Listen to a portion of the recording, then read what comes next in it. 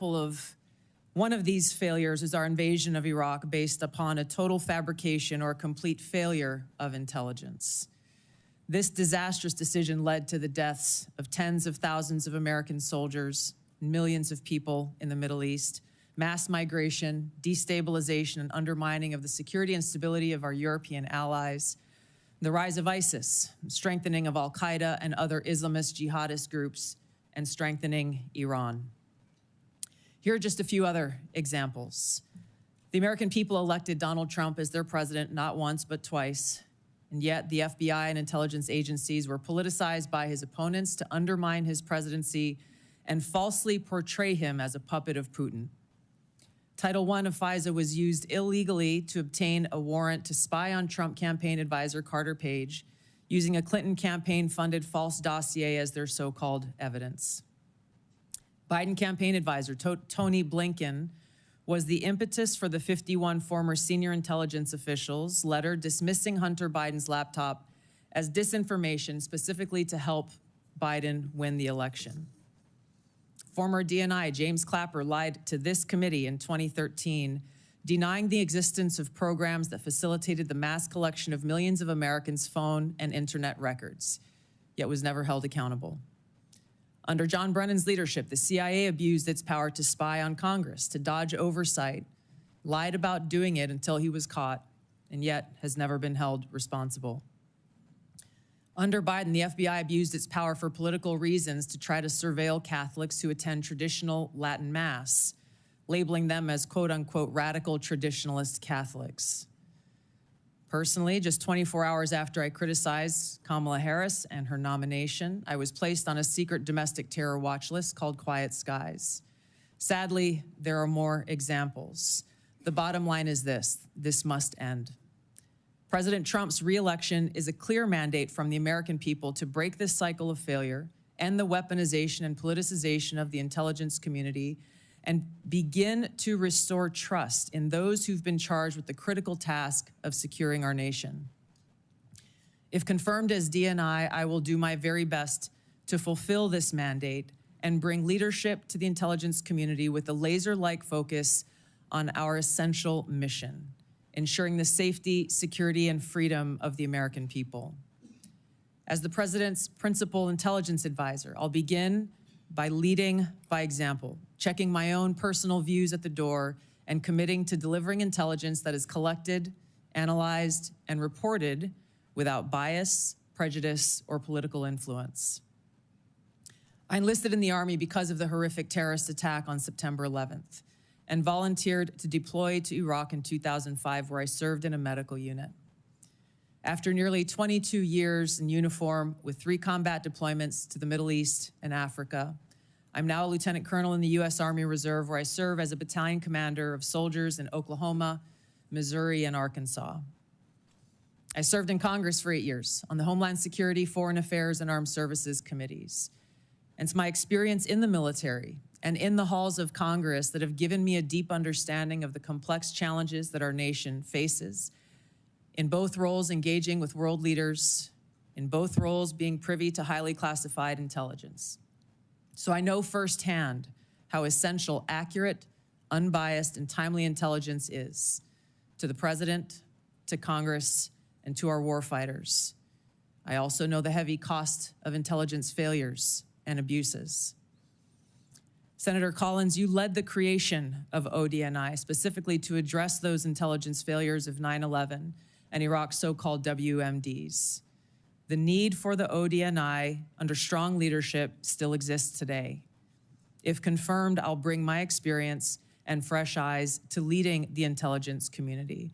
And my day one priorities will be to assess the global threat environment, identify where gaps in our intelligence exist, integrate intelligence elements, increase information sharing, and ensure that unbiased, apolitical, objective collection and analysis to support the President and policymakers' decision-making occur. I'll work to end the politicization of the intelligence community and ensure there is a clear mission focus in the IC on its core mission of this unbiased, apolitical collection and analysis of intelligence to secure our nation. I'll work to rebuild trust through transparency and accountability. This is a national security imperative. And I'll work to assess and address efficiencies, redundancies, and effectiveness across ODNI to ensure focus of personnel and resources is on our core mission of national security. Now, in my meetings that I've had with many of you, you expressed bipartisan frustration about recent intelligence failures as well as the lack of responsiveness to your requests for information. Whether it's the surprise October 7th Hamas terrorist attack, to the sudden takeover of Syria by Islamist extremists, failures to identify the source of COVID, anomalous health incidents, UAPs, drones, and more. If confirmed, I look forward to working with you to address these issues. Ensuring the safety, security, and freedom of the American people is a mandate of leadership that rises above partisan politics. If confirmed, my commitment to the President, to you, and to the American people is this: I will do my very best to find the truth, no matter where it leads, and share that truth with President Trump, his advisors, and you in Congress, providing you with that unbiased, timely, and accurate intelligence as you make the tough decisions that'll impact the safety, security, and freedom of the American people. Now, before I close, I want to warn the American people who are watching at home. You may hear lies and smears in this hearing that'll challenge my loyalty to and my love for our country. Those who oppose my nomination imply that I am loyal to something or someone other than God, my own conscience, and the Constitution of the United States, accusing me of being Trump's puppet, Putin's puppet, Assad's puppet, a guru's puppet, Modi's puppet, not recognizing the absurdity of simultaneously being the puppet of 5 different puppet masters. The same tactic was used against President Trump and failed. The American people elected President Trump with a decisive victory and mandate for change. The fact is, what truly unsettles my political opponents is I refuse to be their puppet. I have no love for Assad or Gaddafi or any dictator. I just hate Al-Qaeda. I hate that we have leaders who cozy up to Islamist extremists, minimizing them to so-called rebels. As Jake Sullivan said to Hillary Clinton, quote, Al-Qaeda is on our side in Syria. Well, Syria is now controlled by an Al-Qaeda offshoot, HTS, led by an Islamist jihadist who danced in the streets on 9/11 and who was responsible for the killing of many American service members. Democrat senators in the past resorted to anti-Christian bigotry against some of President Trump's judicial nominees like Amy Coney Barrett and Brian Boucher. I condemn those actions as a Democrat in Congress at the time, as religious bigotry must be thoroughly condemned by all of us, no matter the religion. Unfortunately, there are some Democrat senators who still don't understand the principle of freedom of religion and Article 6 of the Constitution. Quote, no religious test shall ever be required as a qualification to any office or public trust under the United States. Unfortunately, they're once again using the religious bigotry card, but this time trying to foment religious bigotry against Hindus and Hinduism.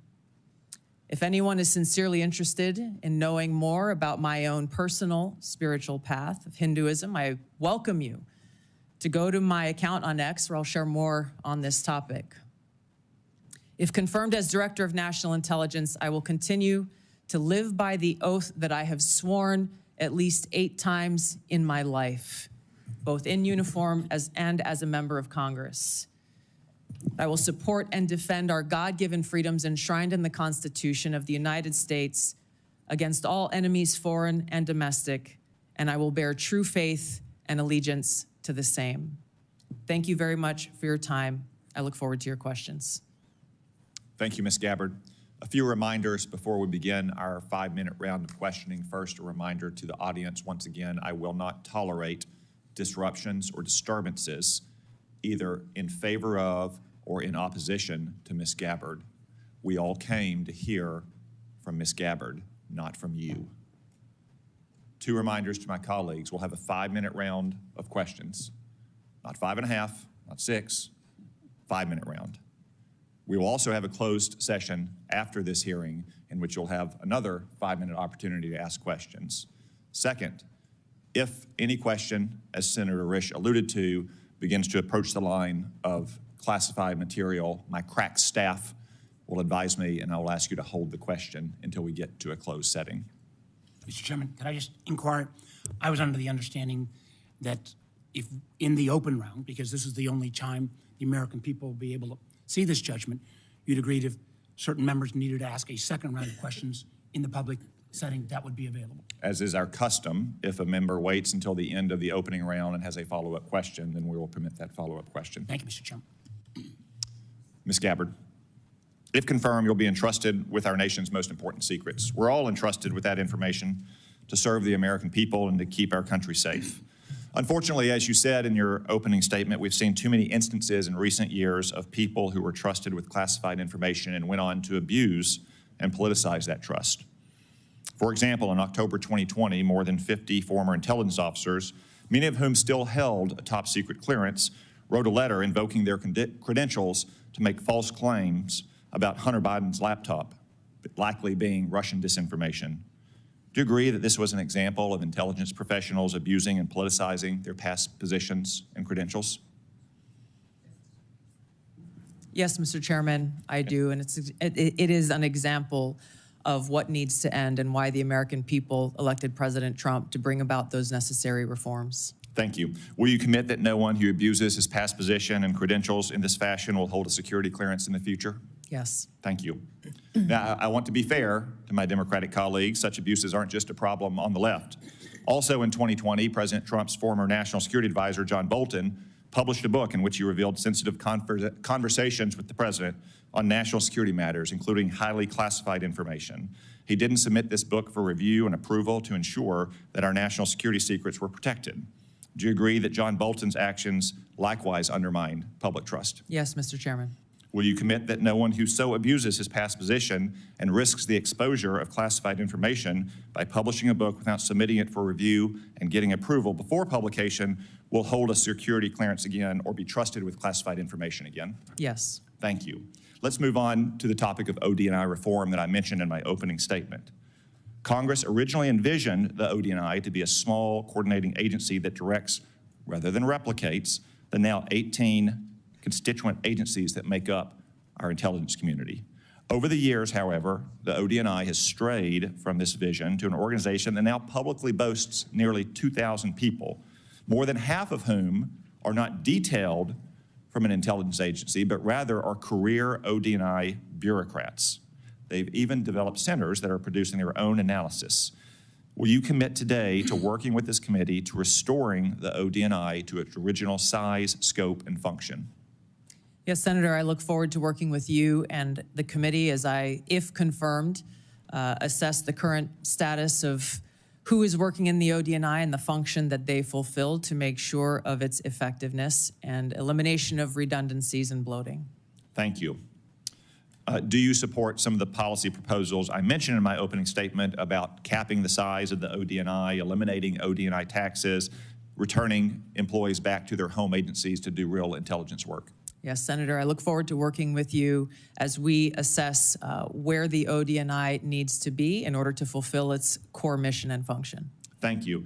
And in your preparation for this hearing and this important responsibility, have you developed any thoughts that explains the mission creep and the empire building that we've seen at the ODNI in recent years? Yes, Senator, I've had the opportunity to review the history of the ODNI, to speak to Ambassador Negroponte, the first Director of National Intelligence, as well as others who have served in this position. I think there are a number of contributing factors to the creation of centers, or not centers, but offices like the recently eliminated Office of DEI within ODNI, and other areas where I need to go in and assess the replication and the duplication of responsibilities that exist elsewhere and some of the other intelligence elements that ODNI has oversight over. Thank you. Colleagues, I will lead by example and yield back 1 minute of my time and recognize the Vice Chair. Well, thank you, Mr. Chairman. That is a first. Ms. Gabbard, let me be clear, at least in my views. I salute your service to our country. But I have serious doubts about your judgment. And those are some of the areas that I want to pursue. First, until you were nominated by the president to be the DNI, you consistently praised the actions of Edward Snowden, some who, I believe, jeopardized the security of our nation, and then, in an effort to flaunt that, fled to Russia. You even called Edward Snowden, and I quote here, a brave whistleblower. Every member of this committee supports the rights of legal whistleblowers. But Edward Snowden isn't a whistleblower. And in this case, I'm a lot closer to the chairman's words, where he said Snowden is, quote, an egotistical, serial liar and traitor who, quote, deserves to rot in jail for the rest of his life. Ms. Gabbard, a simple yes or no question. Do you still think Edward Snowden is brave? Mr. Vice Chairman, Edward Snowden broke the law. I do not agree with or support with all of the information and intelligence that he released, nor the way in which he did it. There would have been opportunities for him to come to you on this committee or seek out the IG to release that information. The fact is, he also, even as he broke the law, released information that exposed egregious, illegal, and unconstitutional programs that are happening within our government. Excuse me, Mr. that Gabbard. led to serious reforms that Congress undertook. Chairman, we got 5 minutes.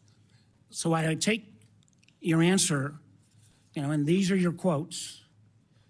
Brave, please join my bipartisan legislation calling for charges to be dropped against him. Do you disagree that legislation was not appropriate? Do you believe he is brave or not? Yeah, Back those words? Once again, Senator, Edward Snowden broke the law. He Gabbard, also I'm not released talking- information we agree that Edward Snowden that broke the exposed law. the United States Asking you a government's question whether illegal your programs. legislation and your words are still your beliefs. Yes or no, please. I'm making myself very clear. Edward Snowden broke the law. He released information about the United States government's I've got other issues to illegal raise. activities. Ma'am, If I may just finish my thoughts, Senator. In this role that I've been nominated for, if confirmed as Director of National Intelligence, I will be responsible for protecting our nation's secrets, and I have 4 immediate steps that I would take to prevent another Snowden-like leak. Ma'am, I would simply ask you again. I don't think you're going to answer. I agree with Tom Cotton. He's a traitor. You, for years, until you got chosen by President Trump, have celebrated this guy as brave. You've called for him to be pardoned, for his charges to be dropped. I cannot imagine a director of national intelligence that would say that kind of behavior is okay. How would we maintain the trust of the IC and the contractors who work for it? How would we maintain the trust of our Five Eyes partners? I find it very troubling. Let me move to 702. I know other members are going to raise this. Remember, the 702 is critical to our national security. 60% of the president's daily brief, 60% of the information President Trump gets every day in a PDB will come from this. You've had a long history of opposing 702. Many members of Congress have. But one of the things you actually done that not many have is not to reform it, but you actually said you wanted to repeal it. But now, whether it's confirmation conversion or whatever, you call 702 vital. And I'm quoting, because of significant FISA reforms have been enacted since you left Congress. Ms. Gabbard, what are the reforms that have led you to now support 702? In the short time that I have, Senator, I will just note that my actions in legislation in Congress were done to draw attention to the egregious civil liberties violations that were occurring at that time. Ms. Gabbard, Ms. Gabbard, I ask you a question. Please give me the courtesy of responding. You said the reforms now make you support it. What can you cite? Which reforms? There are a number of reforms to include In the getting new bill, rid in the new law, that, right? that all of you and your wisdom. Ms. Gabbard, my time is getting short. But I got to just tell you, after the reforms were passed into law in April of 24, you went on Joe Rogan's podcast in May. The bill is now law. And you said, quote, This bill took an already bad problem and made it many, many times worse. Again, in my mind, this is a question of judgment. 702 is critical. I appreciate this late conversion, but I'm not sure I buy it because you've had such a consistent position. Again, I know my colleague's going to raise these, but rather than standing up to dictators like Putin and Assad, you've sometimes amplified his talking points. I mean, I just do not understand how you can blame NATO for Putin's brutal invasion of Ukraine. And when Assad used chemical weapons against his own people, you didn't condemn him, and I can go through all the quotes. You actually questioned Americans' intelligence. Now, you mentioned a lot about trust. And one of the things that I'm so proud on this committee is, my friend Senator Burr said, we always follow the truth.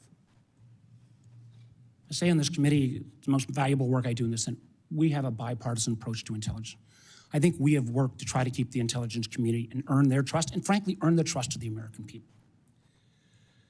But I, respectfully, ma'am, I just don't believe on your judgment and credibility issues that this is the appropriate role that you should take going forward. Thank you, Mr. Chairman. Senator Collins. Thank you, Mr. Chairman. Ms. Gabbard, Edward Snowden does stand out as having done particularly grave harm to our national security by revealing top secret information, including sensitive sources and methods, thus jeopardizing agents in the field. So let me ask you a question. If confirmed, would you support or recommend a pardon or any kind of clemency for Edward Snowden? Thank you for the question, Senator Collins. If confirmed as the Director of National Intelligence, my responsibility would be to ensure the security of our nation's secrets and would not take actions to advocate for any actions related to Snowden. So the answer is no. Is Correct. that correct?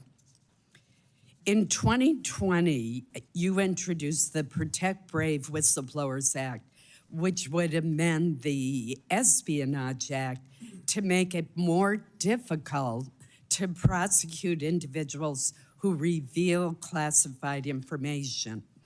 In particular, the bill would allow individuals to disclose even top secret information as long as it's not done with the specific intent to injure the United States or advantage any foreign nation. Your bill would also have created an affirmative defense if public disclosure of classified information were made for several reasons, one of which was to expose gross waste of funds.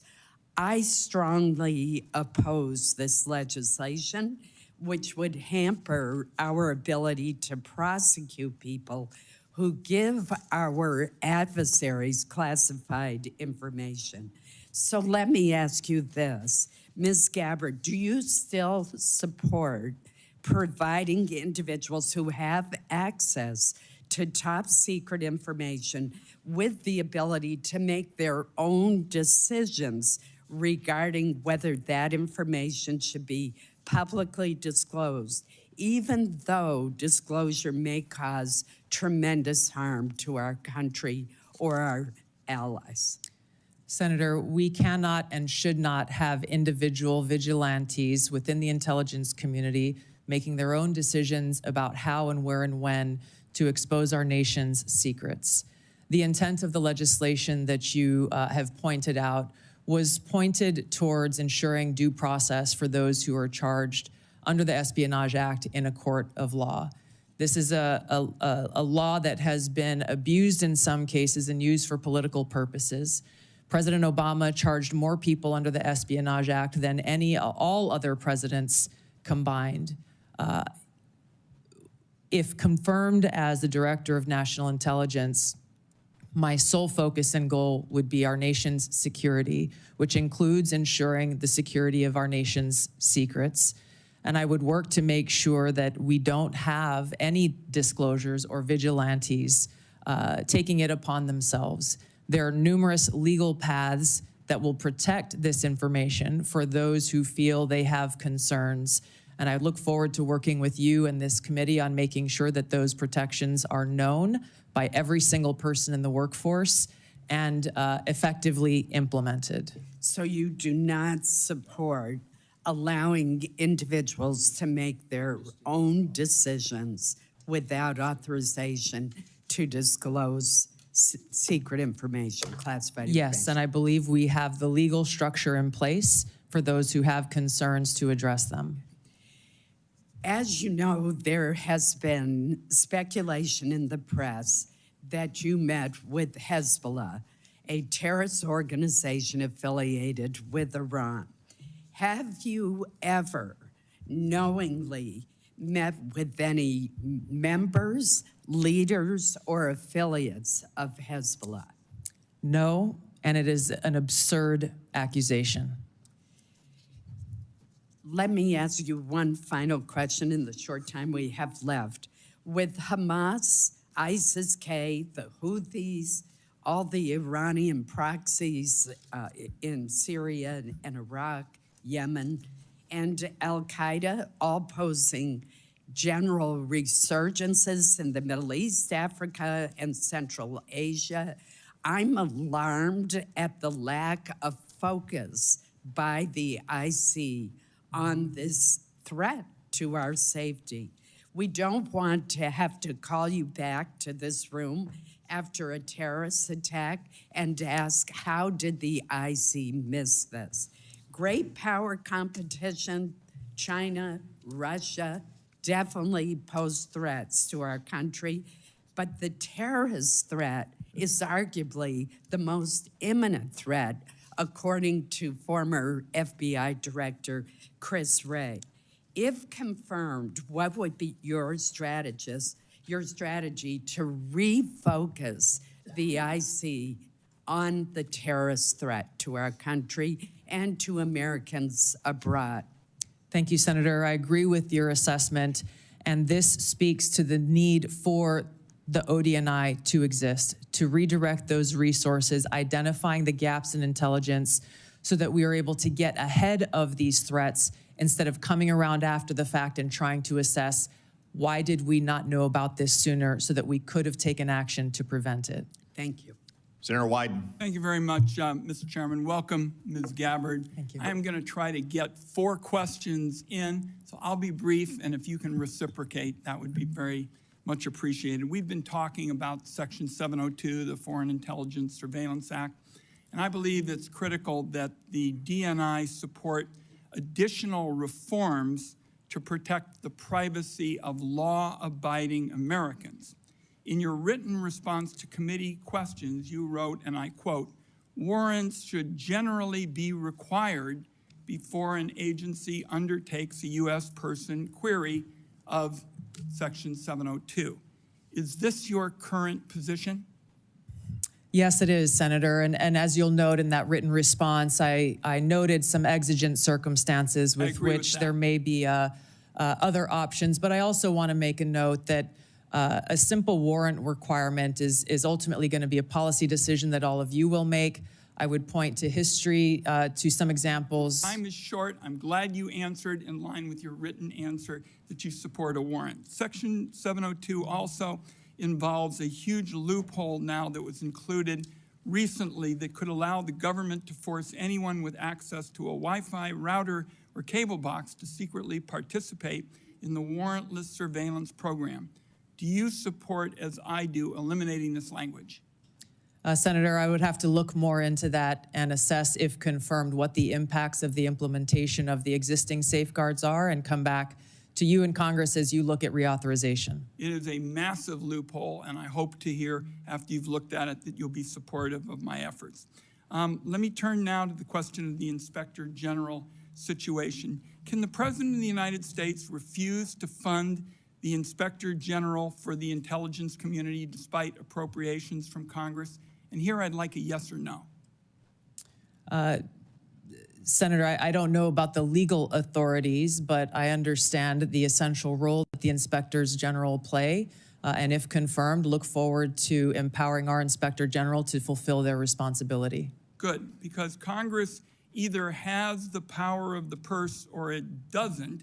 And I think in your answer to me, you recognize that you have an independent obligation to follow the law. I think that's a constructive answer. Let me turn now to the matter of spying on journalists. You wrote in your response to the committee questions that you support the Biden administration Department of Justice's policy restricting the collection of reporters' records, and you called for the codification of those restrictions. Will you reconfirm that position this morning? I believe strongly in the First Amendment, which protects a free press. So you will, in effect, say that you will continue to support the Biden administration policy to protect journalists?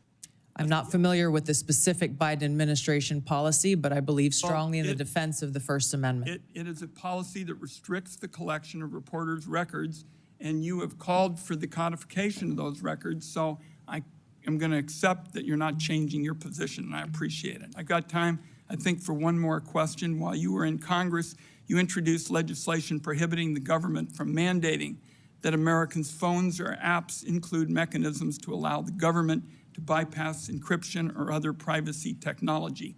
In your written responses to the committee questions, you reconfirmed your opposition to these mandates. Is that still your position? Yes, these back doors lead down a dangerous path that can undermine Americans' Fourth Amendment rights and civil liberties. You are being very helpful by moving so quickly. Let me turn to whistleblowers. You wrote in your response that whistleblowers must have clear, protected channels to report concerns, including the unauthorized transmittal of classified information to appropriate entities such as members of Congress. Do you agree that IC whistleblowers must have a clear path to this committee and that they don't need permission from agencies to talk to us? That's a yes or no.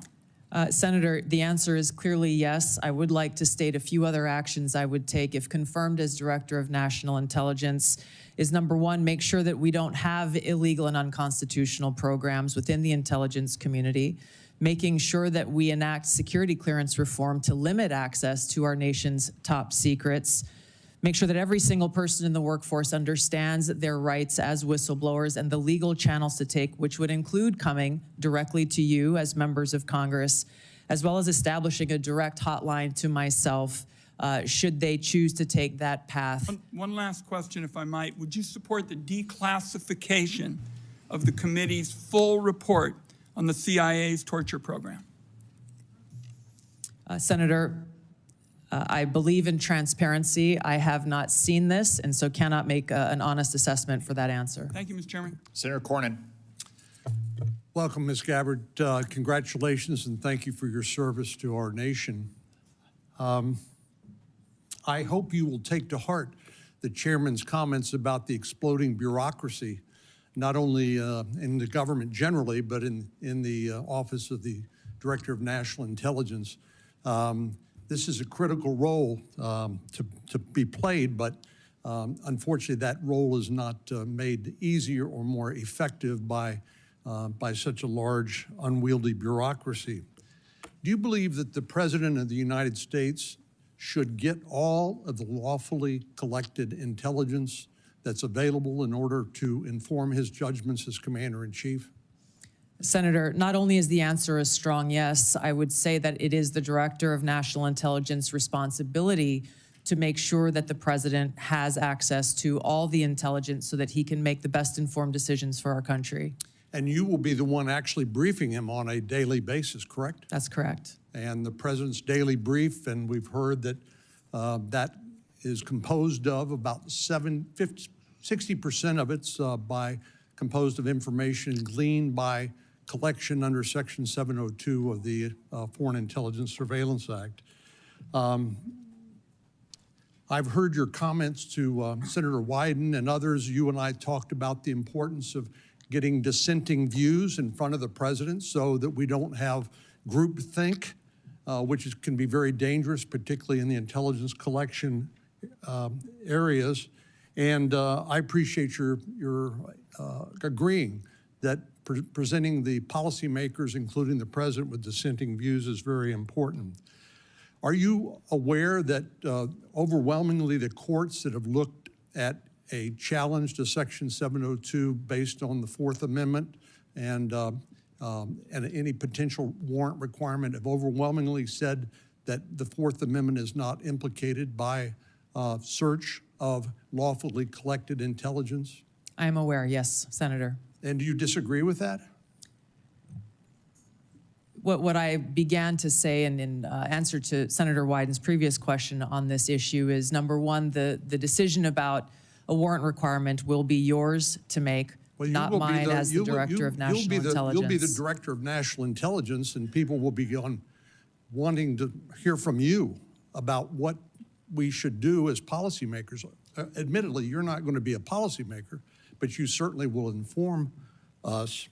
And wouldn't you do agree that the courts have overwhelmingly held that a warrant is not required, correct? Yes, Senator, I'm aware of the court rulings. What my commitment is to make sure that we uphold the Fourth Amendment rights of Americans in protecting against unlawful seizure and search. There are many different ways to do this. The devil is in the details. There are examples of how even in situations under Title I where a warrant is required to surveil a U.S. person. Title I is different. I agree. Correct. I agree with you on that. But my point, Senator, if I may just finish. Excuse me. If that was misused in the case of Carter Page, and basically an FBI lawyer lied in order to secure that warrant. Which is why there are safe. What would be necessary to be shown in order to establish probable cause to a judge in order to obtain a warrant? Again, Senator, that's not for me to say. That would be for you all to decide and for the Attorney General to weigh in on. Do you know what the elements of probable cause are and whether that's a practical and workable solution? This is the center of the debate, the high standard of probable cause that's required to get a warrant, and why this will continue to be a conversation, again, with the Attorney General weighing in and all of you in Congress making this policy decision. The CIA director, John Ratcliffe, said during his testimony before this committee that he believed that a warrant is not only required by law, but is actually impractical. Do you disagree with that or agree with that? I will be in a better position to make an assessment on the practical implications of this if confirmed as DNI. My commitment remains to uphold the Constitution and Americans' Fourth Amendment rights. Where would the warrant be sought? Would it be in the Foreign Intelligence Surveillance Court, or would it be in some other Article III court? My understanding is that it would be in the Foreign Intelligence Surveillance Court. Are you aware of the fact the Foreign Intelligence Surveillance Court has held that a warrant is not required? I am aware. Thank you. Thank you. Senator Heinrich. Thank you, Chairman. Welcome. You traveled to Syria and Lebanon in January 2017. Bassam Kawam personally paid for that trip, and Bassam and his brother Ilyas accompanied you to both Lebanon and Syria. The Kawam brothers have links to the Syrian Social Nationalist Party, an ally of Hezbollah. And in fact, in 2008, the Syrian Social Nationalist Party participated in the assassination of a former Lebanese prime minister and assisted Hezbollah in Beirut. When did you become aware of the links between the Kawam brothers and the Syrian Social Nationalist Party? Senator, thank you for your question. Just a point of clarification. I paid for my own expenses and travel on that trip. I was not aware of any accusations of these two Lebanese Americans associations until after the trip occurred. And that's when you reimbursed? Correct. Correct. Not because of, I wanted to make sure that there were no perceived conflicts of interest. I addressed this specific question to these Lebanese Americans who had organized the trip, and they vehemently denied any associations with that group. There is not a great deal in the public record about what you and Syrian dictator Bashar al-Assad discussed for so long in January of 2017. And I think there's a great deal of interest from the American people about what was discussed in that meeting. So what did you talk about? And did you press Assad on things like his use of chemical weapons, systematic torture, and the killing of so many Syrians? Yes, Senator. Upon returning from this trip, I met with people like then Leader Nancy Pelosi and Steny Hoyer, talked to them and answered their questions about the trip. And quite frankly, I was surprised that there was no one from the intelligence community or the State Department who reached out or showed any interest whatsoever in my takeaways from that trip. I would have been very happy to have a conversation and give them a back brief. I went with former Congressman Dennis Kucinich, who had been there many times before and who had met with Assad before. A number of topics were covered and discussed, and to directly answer your question, yes, I asked him tough questions about his own regime's actions, the use of chemical weapons and the brutal tactics that were being used against his own people. Were you able to extract any concessions from President Assad? No, and I didn't expect to, but I felt these issues were important to address. According to your revised trip report, your third meeting in Syria after meeting with Assad and then his wife was with Grand Mufti Ahmad Badreddin Hassoun. Forgive me if I'm not pronouncing that correctly. In an October 2011 speech, the Grand Mufti warned the US and Europe that we will prepare suicide bombers who are already in your countries if you bomb Syria or Lebanon. What was the goal, or what did you accomplish by meeting with Grand Mufti? Yes, Senator, before going on the trip and during my time both in Syria and Lebanon, I made it a point to meet with different religious leaders, both Muslim leaders as well as various Christian and Catholic leaders who were there in the region.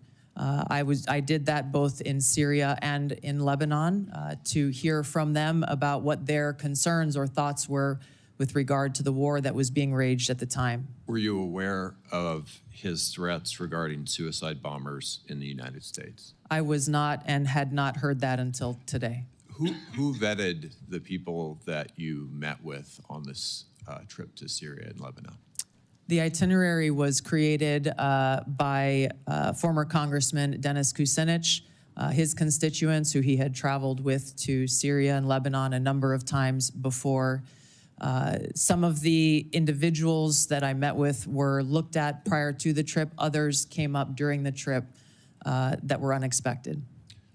Just in complete hindsight, would you view this trip as good judgment?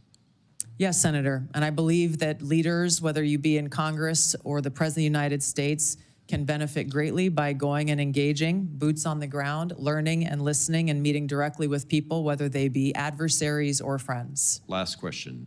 Who do you blame? Who's responsible for the war in Ukraine? Putin started the war in Ukraine. Thank you. Sir Moran, before your questions, I want to extend all of our condolences in particular to you for the loss of life for your fellow Kansans last night in that air crash. Our prayers are with all of your people back home who lost loved ones. Thank you, Mr. Chairman. So many people here and throughout the halls of Congress have been very kind and expressing their condolences, and I appreciate you saying this in this setting just now. Lieutenant Colonel Gabbard, you were asked in your questionnaire about your priorities, and you listed Iran and Hamas and Hezbollah and North Korea. You also mentioned Russia, but the only thing you said about Russia in fully explaining why it's a priority is ending the war with Russia. When you talk about Russia, what are your fears or policy priorities beyond ending the war? How do you see Russia as a threat to the United States? Senator, if confirmed as the Director of National Intelligence, it will be paramount for me to assess where our intelligence gaps may exist so that I can provide the President and all of you with the most accurate full picture of that threat assessment to directly answer your questions. I think that it is a complex environment Russia remains a strategic competitor. There are a number of concerns that have to do with their nuclear weapons, as well as how the decisions and policies that are being made by this body and by the president will impact our own national security, which is my foremost concern. I want to make certain that in no way does Russia get a pass in either your mind or your heart, or in any policy recommendation you would make or not make. Senator, I'm offended by the question because my sole focus, commitment, and responsibility is about our own nation, our own security, and the interests of the American people. In carrying out the responsibilities of the Director of National Intelligence, if confirmed, no country, group, or individual will get a pass in my fulfilling that responsibility of providing that full intelligence picture so that you all can make the best informed policy decisions for the safety, security, and freedom of the American people. You have my commitment to be completely objective, unbiased, and apolitical, and I hope you understand my commitment to our country's interest. I absolutely do. You have answered my question in the manner in which I wanted to hear, that you will do this in an objective manner, provide the information necessary, and that Russia, if it's a threat, you will tell us so and tell us the details of that threat. Yes, Senator. How would you restructure the national intelligence priority framework to better align with President Trump's national security goals? Senator, this is a discussion, if confirmed, I look forward to having with the President and his national security advisor, again, based on the threat assessment and based on the President's priorities. He has spoken about a number of different priorities in different parts of the world. I would work with them on that national intelligence priorities framework, which will serve as the foundation for the intelligence elements under ODNI. Any recommendations that you have in mind to make to President Trump in that regard? I want to make sure that any recommendations that I make to the President are fully informed. From where I sit now, I don't believe that I can make those recommendations. I take that responsibility seriously and wouldn't want to shortchange him without first doing the due diligence and work to make sure my recommendations are well-founded. How will you, Lieutenant Colonel, as the DNI, if confirmed, meet the objectivity and political neutrality requirements to ensure that you're telling the White House what they need to hear and not what they want to hear? A follow-up to that is, how will you handle conflicting intelligence reports from the various members of the intelligence community and present a broad intelligence picture to the President? Yeah, thank you for the question, Senator. I hope that you have confidence in my ability to extract politics from what my role will be as Director of National Intelligence, because it's something I've done for almost 22 years now of wearing the uniform, both serving in the National Guard and the Army Reserve, even while holding political office. There is a brick wall between the two, and I have fulfilled that obligation in uniform, as I will as Director of National Intelligence, if confirmed. I think the President, I know the President values hearing a lot of different views, and I would make sure that in the intelligence community's responsibilities that dissenting views are not only allowed, but encouraged, and where they present themselves, make sure that the President and you as policymakers are aware so that you can make your best informed decision.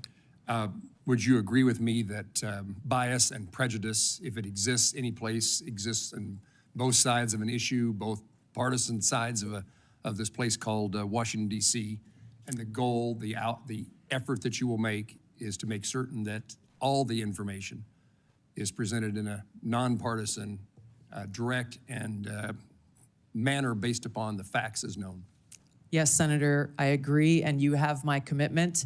This is essential for the American people and all of you to have faith and trust in the intelligence products that are being delivered. One of the greatest challenges is knowing who's telling us the truth, and we need a DNI who tells the truth. True? Yes, I have a long record of speaking truth to power and would continue that commitment if confirmed in this role. Thank you. Thank you, Senator Moran. Senator King. Thank you, Mr. Chairman. And Ms. Gabbard, I certainly want to applaud and express my appreciation for your service, both in the military and in the Congress. Two very challenging jobs, and I want to thank you for that. I noted that Edward Snowden was in Hawaii, of all places, for a year and a half before he fled to Hong Kong and then on to Russia. Did you ever meet him or have any contact with him during that period, or subsequently with telephone calls, emails, Zooms, contact with he or his lawyers? No, Senator, not at any time have I had contact with Edward Snowden. And you introduced a bill in 2020 that was essentially a pardon. It basically said all charges should be dropped. You had a lot of whereases in that bill. Where did the factual basis for those whereas clauses come from? Senator, if I recall, in that bill, it came from publicly available information. I see. And were you aware that there was a bipartisan committee report from the House Intelligence Committee in 2016 on Snowden's activities? I don't recall specifically at that time, but I am aware of that committee's report and executive summary that was reported publicly. I did not have access to the classified report that summary was based on. Did you read that report prior to filing your bill in 2020? Senator, I don't recall specifically. I remember reading a lot of materials prior to filing that bill. Well, the bipartisan committee report, the first item, Edward Snowden perpetrated the largest and most damaging public release of classified information in U.S. intelligence history. Goes on to say Snowden caused tremendous damage to national security, and the vast majority of the documents he stole have nothing to do with programs impacting individual privacy. But you don't recall ever seeing the work of that committee? I'm aware of those conclusions drawn. Edward Snowden. Were you aware at the time? Yes, I was, Senator. And Edward Snowden broke the law. There's no question about that. He should not have released all of that information that caused that harm. There's no question about that. How many documents did he release? I know that he took over 1 million documents. I don't know specifically how many of those 1 million he specifically released. Well, you stated very unequivocally today, Snowden broke the law, but you introduced a bill in Congress along with Congressman Matt Gaetz to essentially pardon him. So he broke the law, but it wasn't all that serious? Is that what you thought in 2020? I take very seriously upholding our Constitution and have sworn an oath to support and defend that Constitution over 8 times in my life. My statements in the past have been reflective of the egregious and illegal programs that were exposed in that leak. But you ignore the vast majority, as the committee found, bipartisan. I think Devin Nunes was the chair, Adam Schiff was the vice chair. The conclusion was that the vast majority of these things that he released had nothing to do with constitutional rights, the Fourth Amendment, but indeed were enormous compromises of our national security. You Senator, I focused on raising concerns around egregious, illegal, and unconstitutional programs that our government was conducting that clearly violated Americans' Fourth Amendment rights. I think the most important thing that I hope all of you find to be relevant here is that if confirmed as Director of National Intelligence, I would take seriously the responsibility to protect our nation's secrets, just as I have for almost 20 years of holding a security clearance of some sort myself, either secret or top secret, and have never once violated the responsibility and privilege that comes with holding that clearance, and have a specific action plan in place to make sure that there is not another Snowden-type leak in the future. I think you testified that you never saw the classified version of this report. That's correct. On page 22 of the report, there's a heading that's not classified that says, what damage did Snowden cause? And then there's a lot of redacted material. Did that not raise a red flag for you? Or do you not recall Edward seeing Snowden that? broke the law. Like I said, I did not have access to that classified. Did you seek access to it? I believe so, yes. This was quite some time ago. But you still introduced your bill to essentially give I him a take pardon. very seriously the protection of American civil liberties and our Fourth Amendment rights. If confirmed as Director of National Intelligence, I'd make sure that there is no further Snowden-type leak in the future, and that those who have concerns have legal channels to raise those concerns so that we don't violate and release our nation's secrets. There are about 20 Thank you, countries in Senator the King. world that don't. Senator King, time has expired. Senator Langford.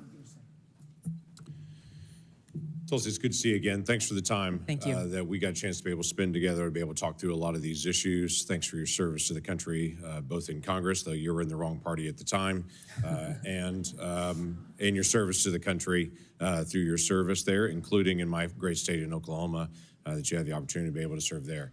I want to give an opportunity for you to be able to answer a few things on it, and I want to set some context. There's been a lot of questions about 702 and about Edward Snowden, and it may seem like this is repetitive to be able to come through it, but there are thousands of intelligence employees and folks that they have also taken an oath to the country and to the Constitution. They serve our country every day. They're the folks that don't have a uniform on, that no one ever says thank you to them, and no one ever buys them lunch because people don't know who they are. But they every day put their lives on the line, and they work very hard to be able to protect Americans. And when Edward Snowden got mad at his employer that he didn't get the promotion that he wanted and started harvesting information, and then found some things that he didn't like on it, and then kept going, and then released them to media and went to China, and then went from China to Russia and became a Russian citizen and continued to be able to layer out intelligence unrelated to the civil liberties of any American, and then said, I have more and I can release them at any time I want. They don't see him as brave. They see him as a traitor.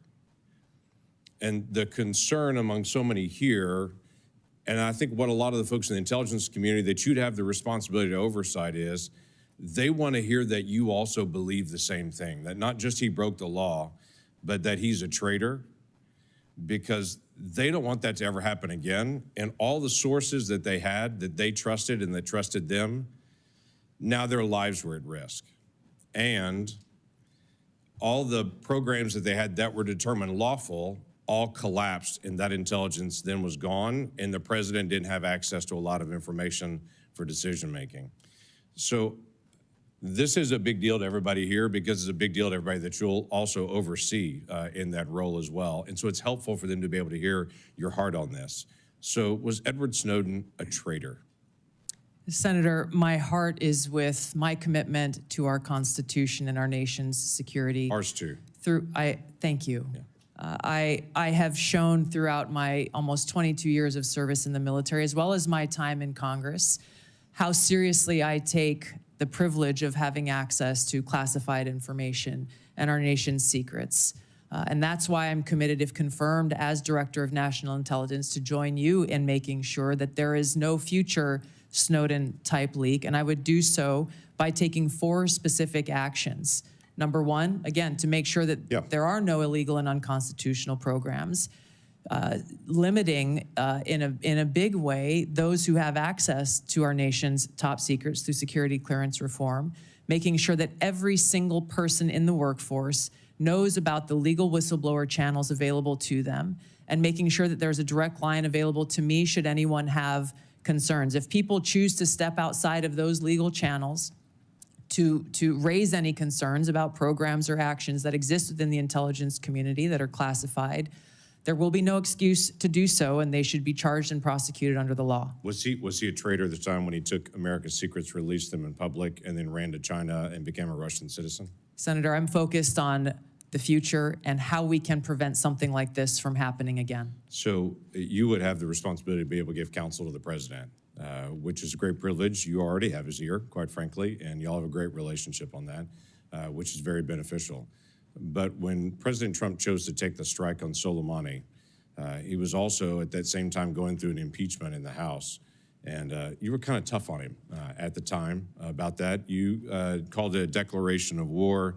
You said that the Soleimani strike will lead to an outcome that will further undermine our national security. As a member of Congress, I also take seriously declaration of war and our responsibility in that. He was acting in a way that he came out and the intelligence gave that Soleimani was in the process of preparing a strike on American citizens and those folks that were in the field at the time. I guess the question that I have is, the ODNI will sit with the president, will provide options to the president and say, here are the options that you could take. would you have presented a Soleimani strike at that time, looking back at it now in retrospect and saying this is an option you could take and here's how to be able to do it? Yeah, thank you, Senator. It's an important question. If confirmed as Director of National Intelligence, I would make sure that the President has all of the objective analysis and intelligence reporting so that he can make that best informed decision, including all of the options and actions that he has available to him, which should exist alongside an assessment of what the possible repercussions or responses to those actions may be. My own personal views have no place in that assessment and that providing to the President and his advisors with all of those options available. Thank you, Senator Langford. Senator Bennett. Thank you, Mr. Chairman. I would like to repeat my colleague's question to you. Thank you for being here to answer these questions and for your service. Was Edward Snowden a traitor to the United States of America? Senator, I will also repeat my answer. He broke the law. You said earlier that you were offended by a question that my colleague from Kansas asked, which I think was his duty as somebody on this committee to fulfill his responsibility to advise and consent. We are not here to be a rubber stamp for the President of the United States. So let me ask you again, do you believe, as the chairman of this committee believes, as the vast majority of members of our intelligence agencies believe, that Edward Snowden was a traitor to the United States of America? Senator, if confirmed as Director of National Intelligence, I will work with you to make sure that there is not another Snowden-like leak. Media. It's not a moment to propagate theories, conspiracy theories, or attacks on journalism in the United States. This is when you need to answer the questions of the people whose votes you're asking for to be confirmed as the chief intelligence officer of this nation. As my colleague said, this is not about you. It's about the people that serve the intelligence agencies of the United States.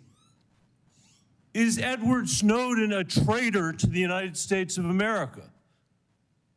That is not a hard question to answer when the stakes are this high. Senator, as someone who has your served answer, in yes uniform, or no, is Edward Snowden a traitor to the United States of America? as someone who has I'll go on worn to our my uniform questions. in combat, I understand how critical our national security Apparently is. you don't. Apparently you don't. Let me ask you, I've worked very hard to put your own words here in front of the committee. Not, fake news, not conspiracy theories on the internet, but the actual things that you have said.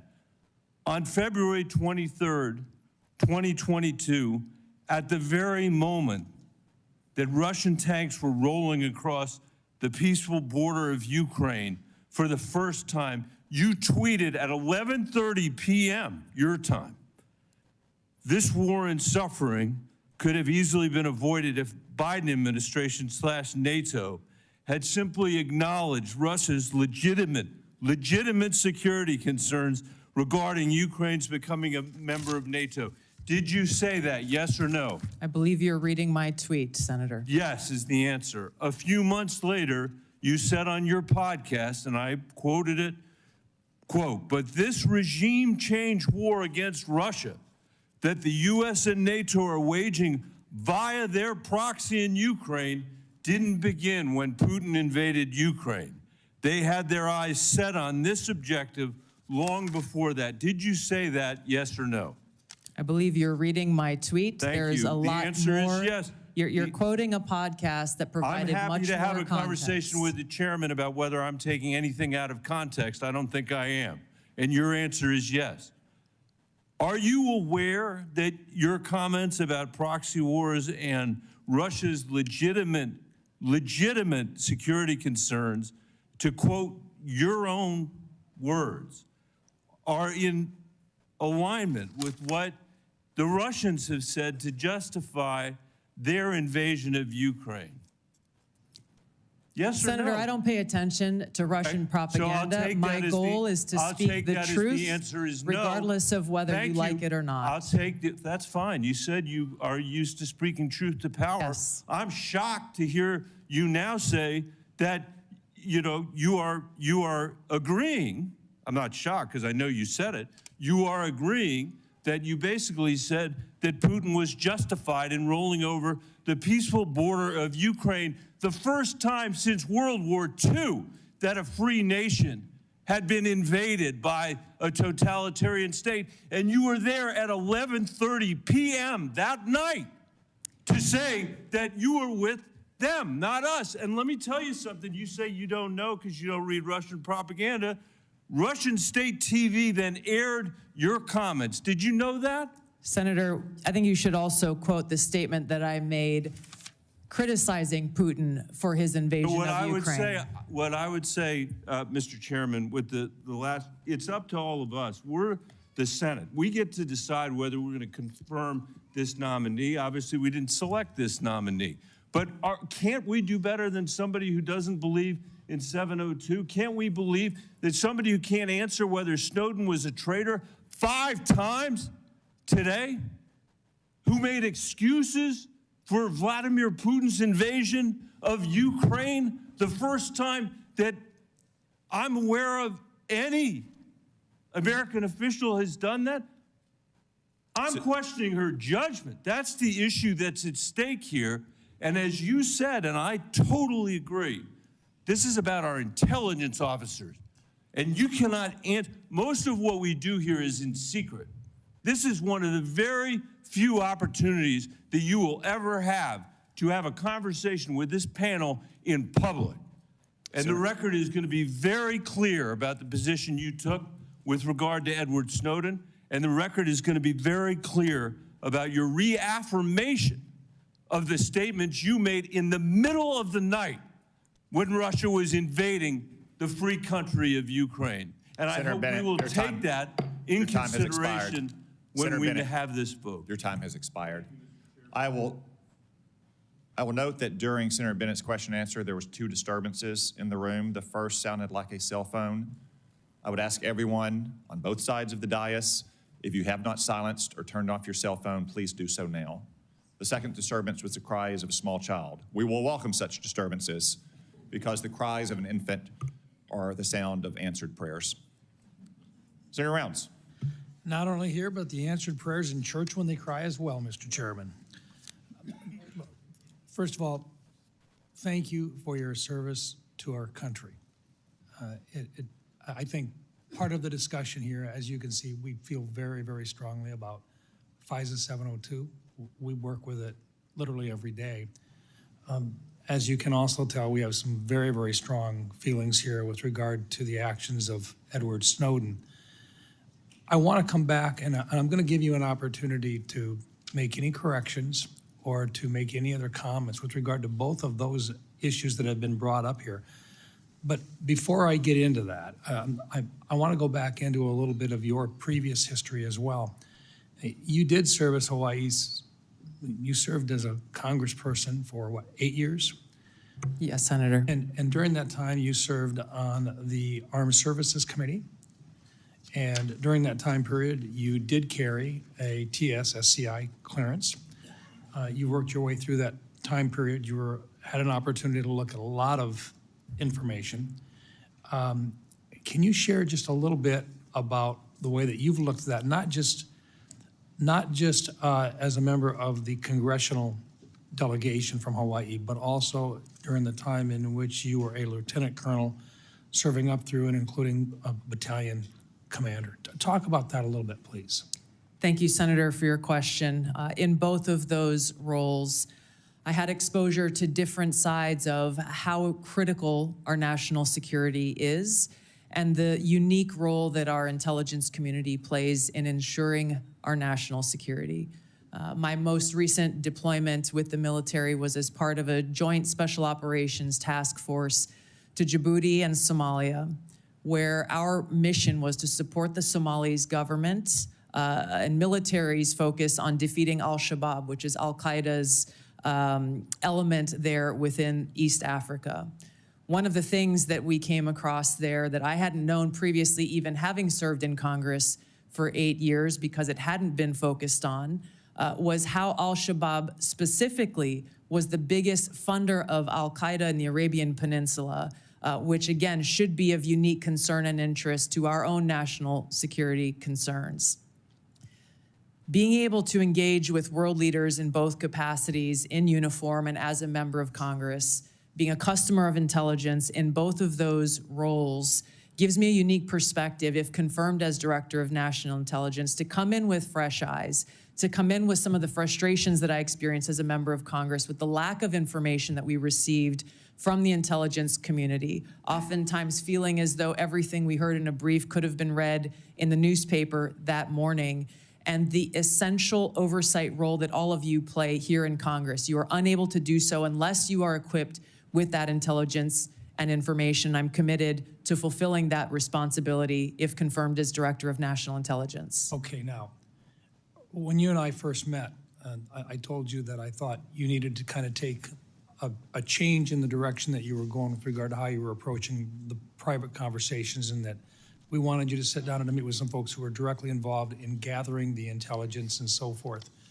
You did that. Yes. And then we came back and we sat back down again. And what those individuals who I had talked to and I asked you to talk with shared with me that they thought that you were a quick study and that you had the opportunity to look at a number of the issues that this committee considers to be extremely sensitive, and 702 in particular. Now, I've got about a minute left, but I want to give you an opportunity in front of this committee to share your position in your own words about how strong or how much it is needed with regard to the continuation of 702 and your support for it. Thank you, Senator. 702 provides a unique security tool and capability that is essential for our national security. There are a number of areas that we would be blind from a national security perspective without this capability. It also must exist next to having safeguards in place to ensure Americans' civil liberties are protected. As you know, Senator, it is illegal under 702 to target any U.S. person. There are several other sections within FISA that speak to some of the civil liberties reforms that you all passed in last year's legislation. So let me finish with this. 702 in its current form stays in effect for the next year. You would agree that there were reforms made which fixed a number of the items that you had a problem with in the first place. Is that correct? It's correct, Senator, and some of those reforms that you enacted were a specific to some of the legislation that I introduced back when I was in Congress, such as prohibiting the abouts collection as well. Thank you. Thank you, Senator Round. Senator Gillibrand. Thank you, Mr. Chairman. Thank you, Ms. Gabbard, for your service, both in Congress and in our U.S. military. I want to talk to you a little bit about your perspectives on China. How do you view China in your national security role? Our relationship with China is one that is complex, given how closely our economies are linked.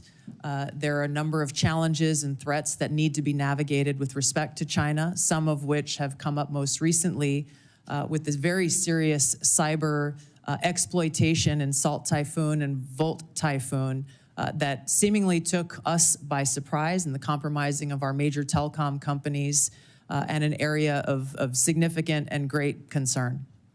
So some of your past statements that are relevant to China are concerning because I don't think it fully appreciates China's perspective towards the United States. For example, with regard to TikTok.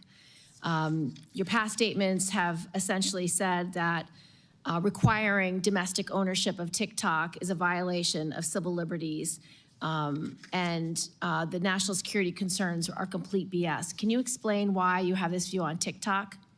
The position that I previously made, obviously not as a member of Congress, as you consider the TikTok legislation, were centered around the protection of Americans' First Amendment rights and the lack of data privacy legislation, frankly, that would apply to TikTok, Facebook, X, all of these different social media applications that collect on us as users of these applications.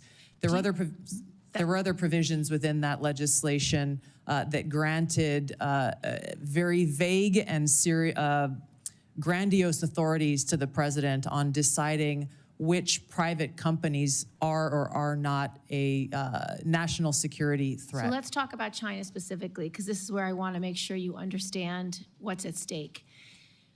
We've had concerns over many years that when China owns infrastructure, it can manipulate that infrastructure. It can use it for spying. It could use it, turn it on or off. And you've actually addressed some of the most recent cyber attacks that we believe China had relevant participation. The challenge is if China owns TikTok, it means they can spy on the United States, on the American people. It can take all the data from our children.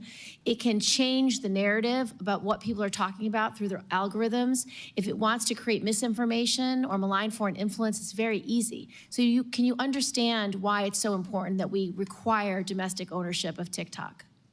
I understand the concern, Senator. I would just reiterate some of my concerns that I stated in the past about how this really is an issue about data privacy, because so much of what is collected by all of these, even U.S.-owned companies, can be sold to any country. I get it, and that is a bigger issue for Congress to wrestle, and I am all in for that conversation. But I want you to appreciate China.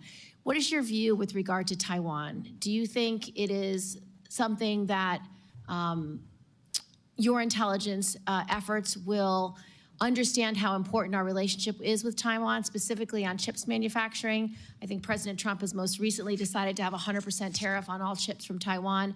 And your statements, particularly about the bill we passed, the CHIPS Act, to make sure that domestic production is invested in, and so that we have that supply chain, and so we have that national security. But your public statements about the CHIPS Act have been very negative and don't seem to appreciate how important that independence is for our national security, to be beholden to China, to be beholden to Taiwan, to be in a place where we can't do our own national intelligence.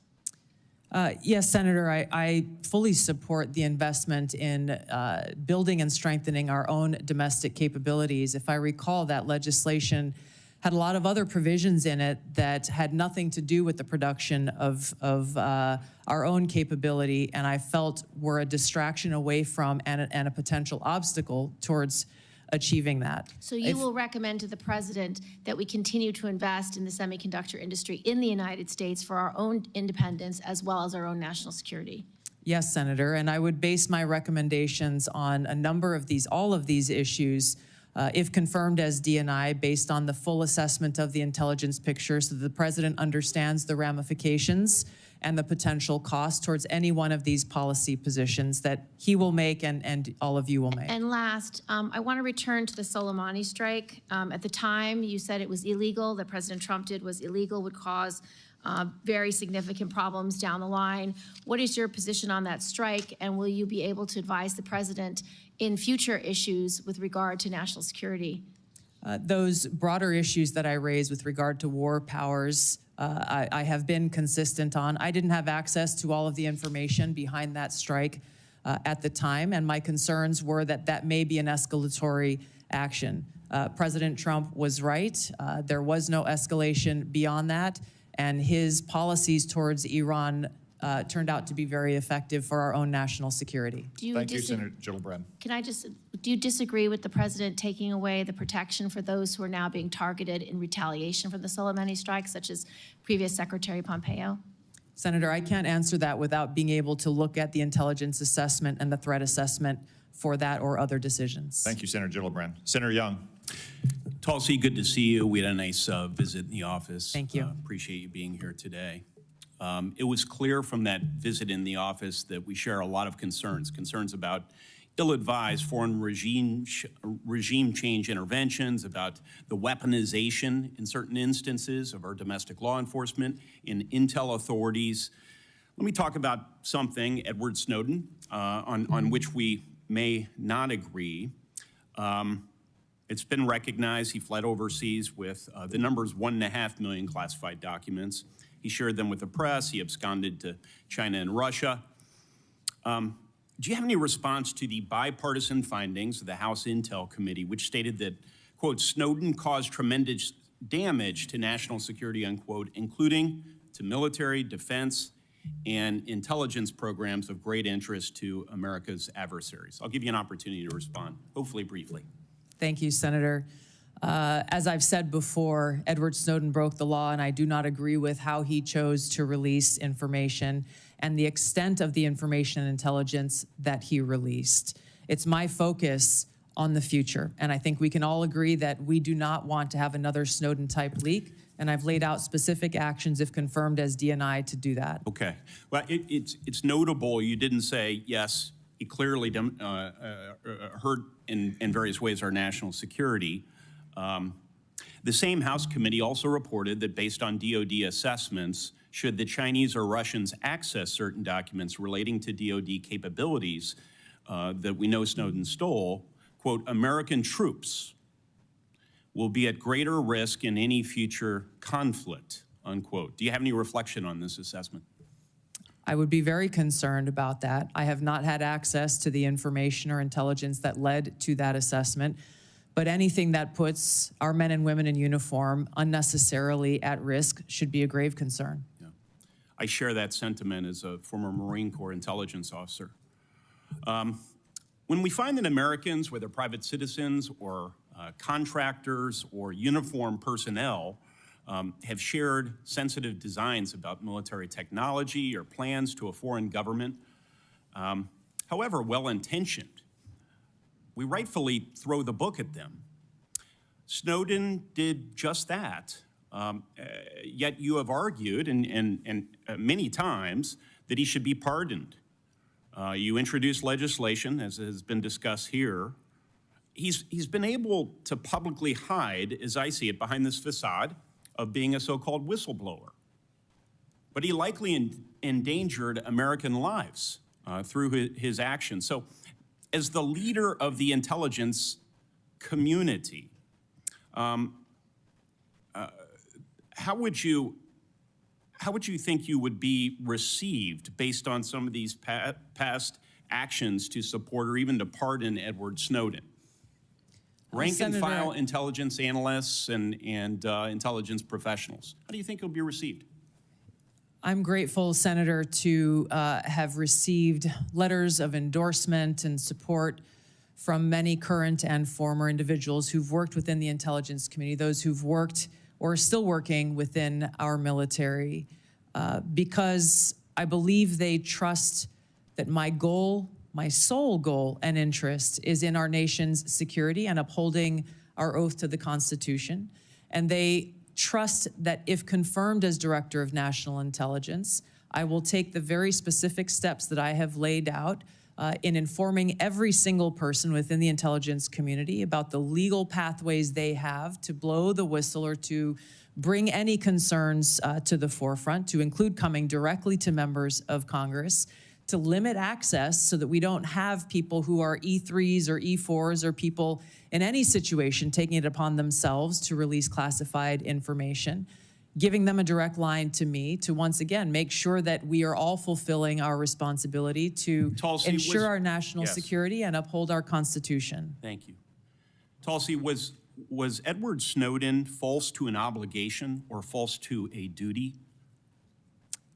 I don't understand what you're saying. False? He had, yes. Did he betray a duty? But did he betray the trust of the American people? Which is, according to Merriam-Webster, that's the definition of a traitor. Edward Snowden broke the law, and he released this information in a way that he should not have. He also acknowledged and exposed information that was unconstitutional, which drove a lot of the reforms that this body has made over the years to make sure that Americans' constitutional rights are protected. Well, for what it's worth, Mr. Snowden is watching these proceedings. He's posted on social media even, indicating that Tulsi Gabbard should indicate that I harmed national security. This may be the rare instance in which I agree with Mr. Snowden. I think it would befit you and be helpful to the way you are perceived by members of the intelligence community if you would at least acknowledge that the greatest whistleblower in American history, so-called, harmed national security by breaking the laws of the land around our intel authority. Thanks, Senator Young. Senator Kelly. Thank you, Mr. Chairman. Colonel Gabbard, I want to first say thank you for your service to this country. Likewise. In Congress and in the Army. And thank you for meeting with me a couple of weeks ago, and thank you for being here today. You're nominated to lead and coordinate across the intelligence community's numerous sources of collection and analytic capabilities. In a few sentences, can you describe how you make assessments and how you're going to sift through all this intelligence and make careful and thoughtful conclusions? Yes, Senator, there are great professionals who work within the intelligence community. I will build a strong team around me as they present the intelligence reporting to provide to the President through the President's daily brief and to respond to issues and concerns that this body has. I will welcome dissenting voices to be able to make sure that this information intelligence is thoroughly vetted prior to presenting it, and make sure that the truth is reported, whether that truth is convenient or not. Well, thank you, Ms. Colonel Gabbard, and I appreciate that. The President and others are going to rely on that. I want to discuss such an assessment made by the IC. For years, the U.S. analyzed evidence of numerous chemical weapons attacks in Syria. Eventually, we were able to assess that Bashar al-Assad was responsible for a number of these attacks that slaughtered his own civilians. Do you accept the conclusion broadly that Assad used chemical weapons against Syrians? Yes, and I'm on the record for years of agreeing with that broad assessment. Thank you. Among the attacks the U.S. assessed Assad was responsible for 2 that occurred in Douma and Khan Sheikhoun in Syria. As a member of Congress and as a presidential candidate, and as recently as this month, in your written responses to this committee, you have cast doubt on the assessment that Assad is culpable in these 2 attacks. Is that still your position? Senator, I raised those questions given conflicting information and evidence that was presented at that time. Okay.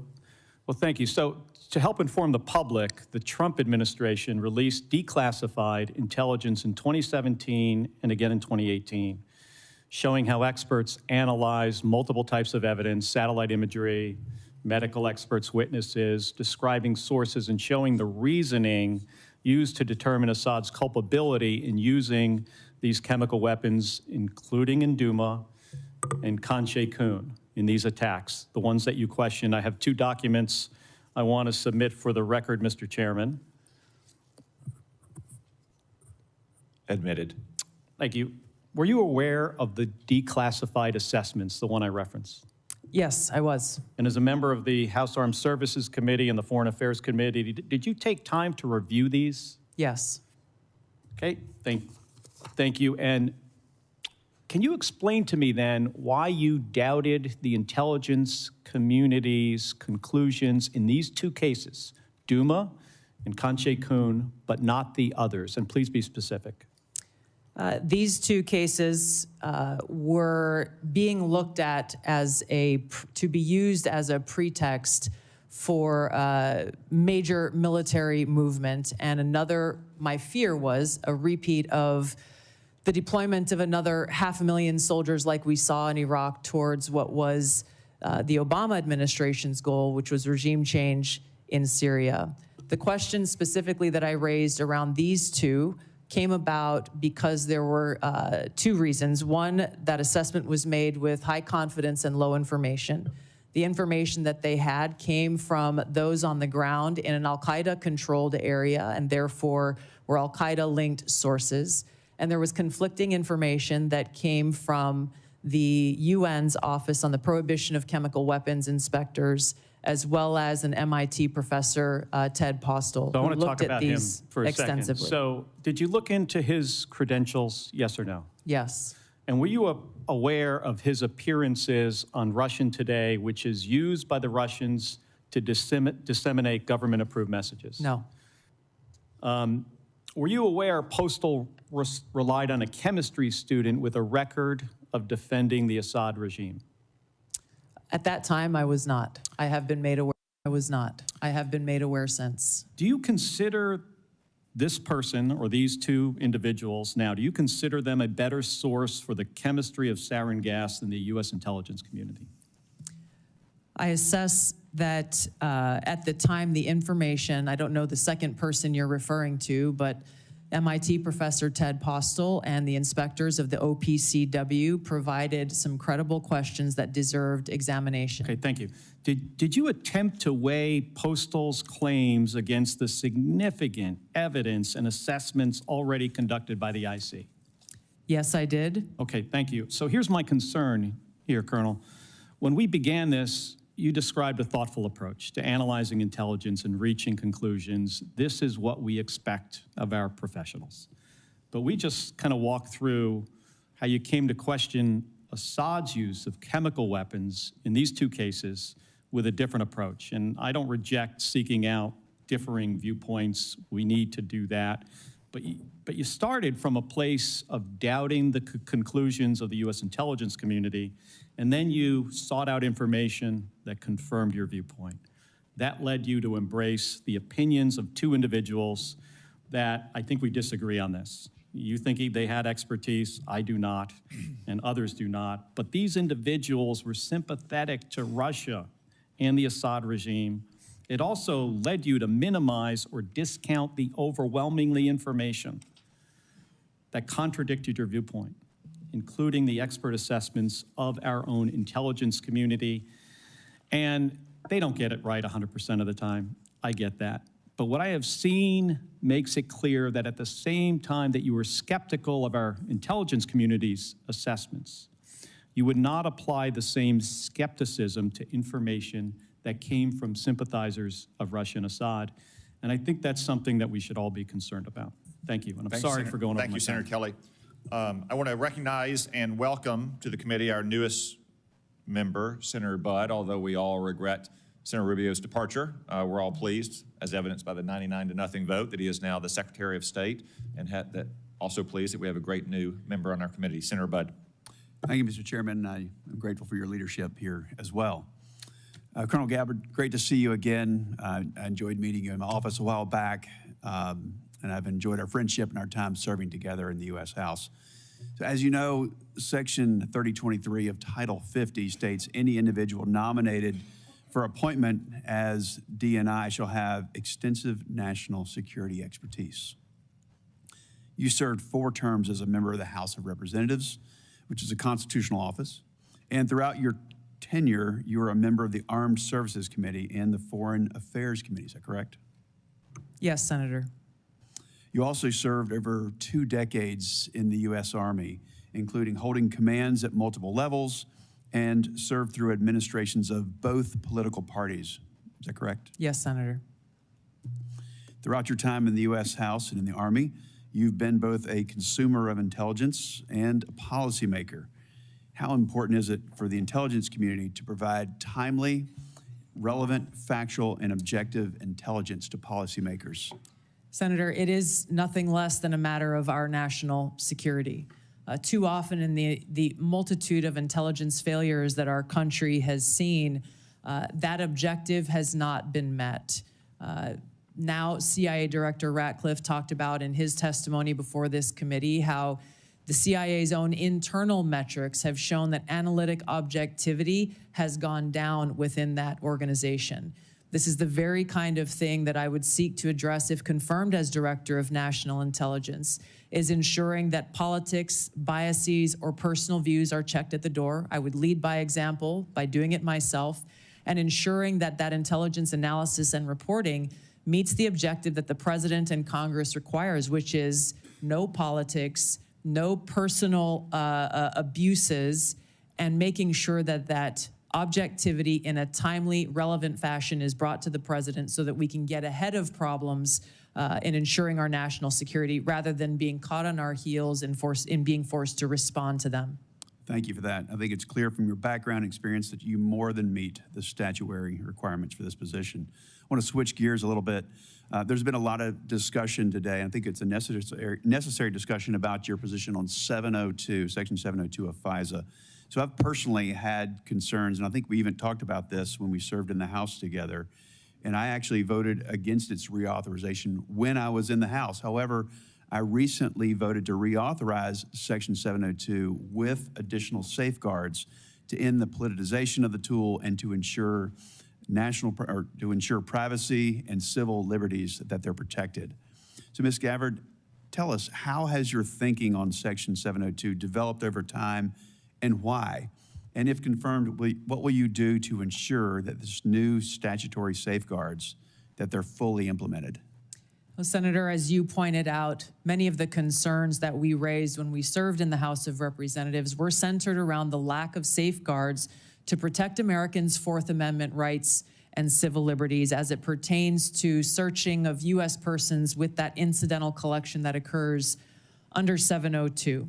You and I both know and agree that the national security capability that is provided by Section 702 that enables this foreign surveillance on non-U.S. persons overseas is critical, period.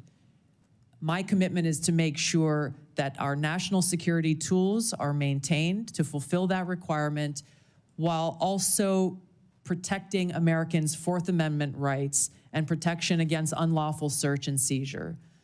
There are a number of those reforms that you referenced, such as the prohibition of abouts collection, which we brought up when we served in the House, making sure that 100% of U.S. persons by the FBI on this incidental collection are reviewed by the Attorney General herself. There are a number of other reforms that I believe strengthen significantly those safeguards, a number of them that I had worked to try to bring into place when I was in the House of Representatives. I look forward, if confirmed as Director of National Intelligence, to overseeing and assessing the implementation of these reforms and reporting back to you as you begin to consider next year's reauthorization and meeting that mark of ensuring our security and upholding Americans' Fourth Amendment protections. Thank you. Switching gears a little bit, talk briefly, if you will, about the dual task of simultaneously protecting whistleblowers and protecting classified information. Senator, there are more than sufficient legally protected routes for whistleblowers to come forward should they have concerns on any actions occurring within the intelligence community. I've spoken about the additional protections that I personally will put in place if confirmed as Director of National Intelligence, understanding the seriousness of protecting our nation's secrets, and one that I hold personally. Thank you.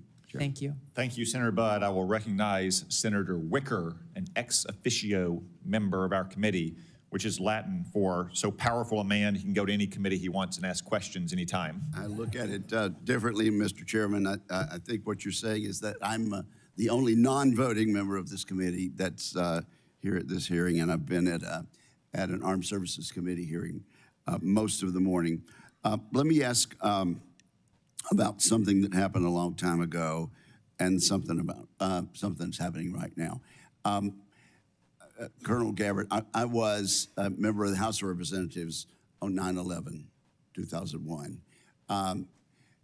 As a matter of fact, I was at the Pentagon that very morning when the attacks happened. Where were you when 9/11? We all remember where we were. Yes, I was in Hawaii. There was a 5 or 6 hour time difference. And so when I woke up that morning, it was several hours, and I remember the first thing I saw in waking up was that horrific footage of those airplanes attacking the Twin Towers in New York City. And I think you obviously have read a lot about it during the 24 plus years since that, and most Americans have. There's a general consensus that there was a massive intelligence failure that's caught us all by surprise, even though the World Trade Center had been attacked earlier. Do you think stovepiping was a problem in our intelligence failure? There's no question about it, Senator. Oh, okay. Well, based on your reading. Okay, could you elaborate just a little? Yes, absolutely, Senator. When we looked back at the post-9/11 reporting and the post-assessments that were made, it was very clear that there was stovepiping of information and intelligence that occurred at many levels, at the highest but also at the lowest levels, where information that was collected by the FBI, information that was collected by the CIA was not being shared. There was almost ships passing in the night, where if there was an integration of those intelligence elements and information being shared, it is highly likely that that horrific attack could have been prevented. And that's the reason, really, your position was created. There's been some discussion this morning. I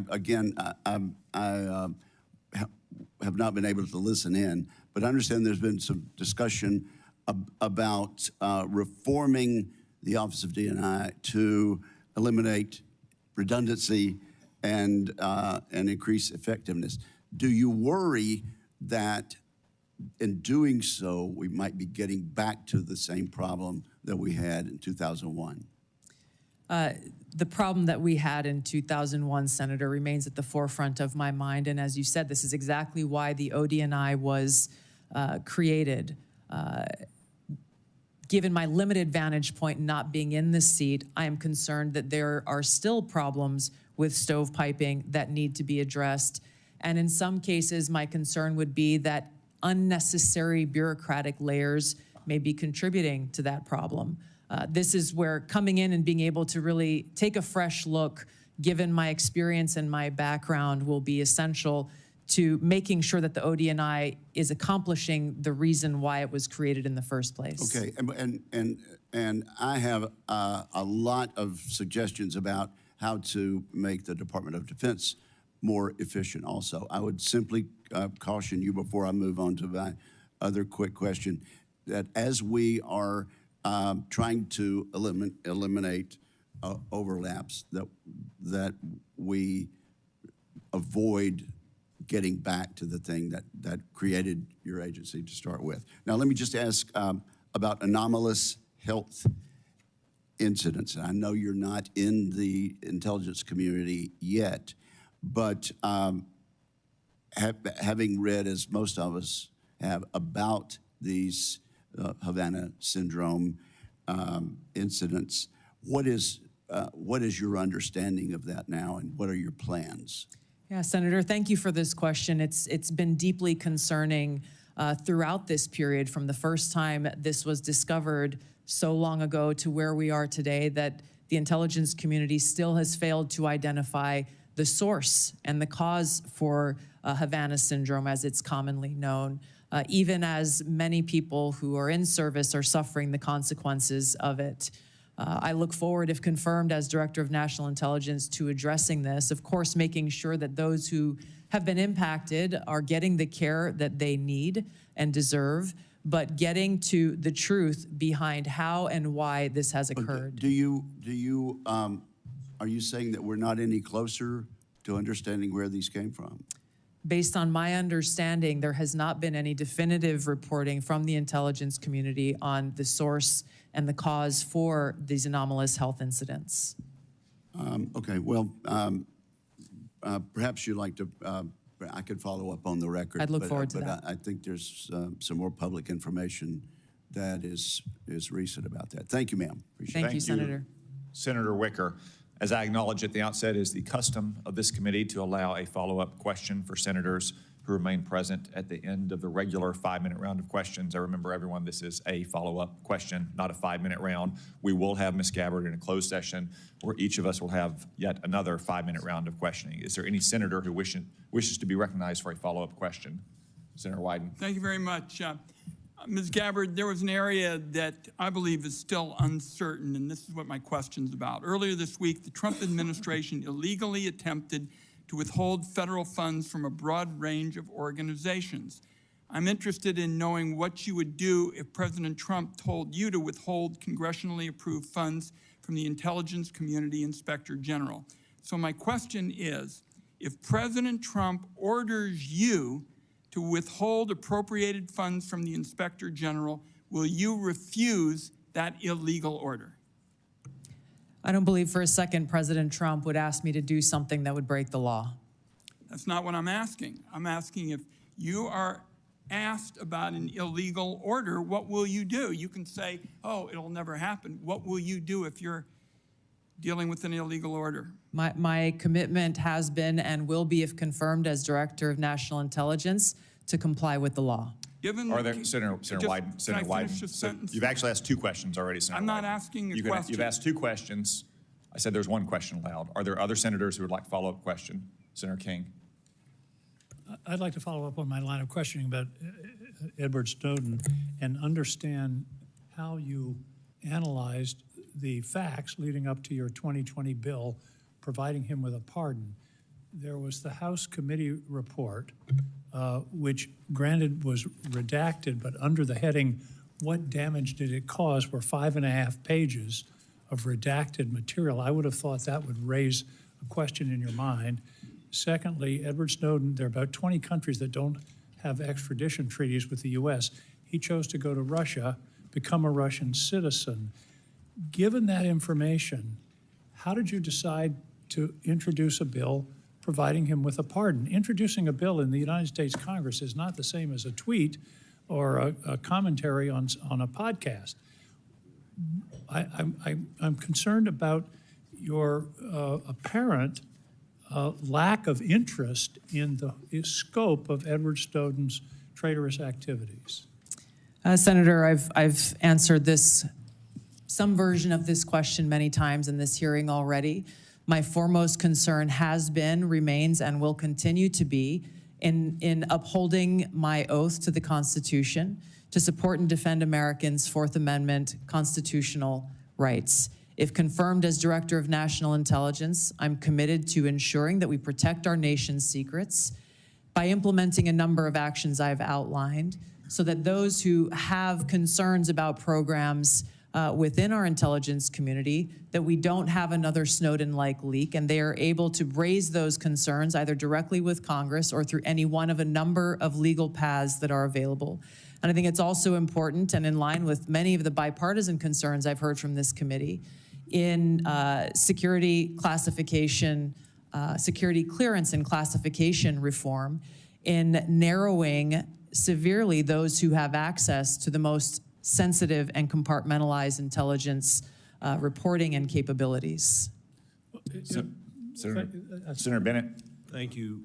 Thank you for your generosity, Mr. Chairman, in letting us have a second question. Thank you again for hanging in there with this discussion, Colonel Gabbard.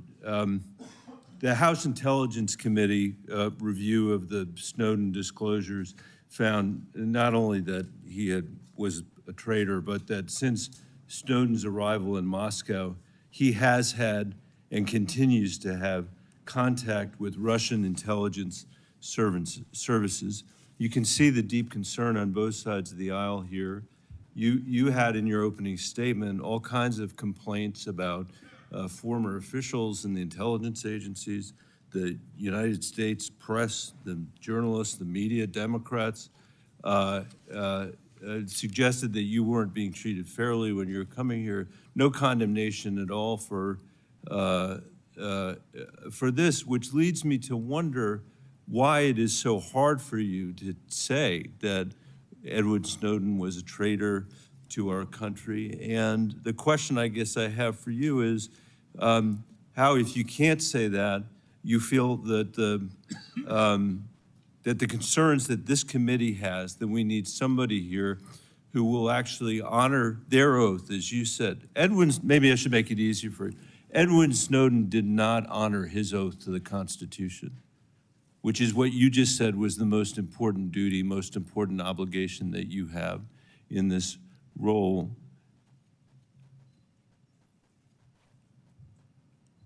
Why is he being treated like a folk hero by you instead of the traitor that he was?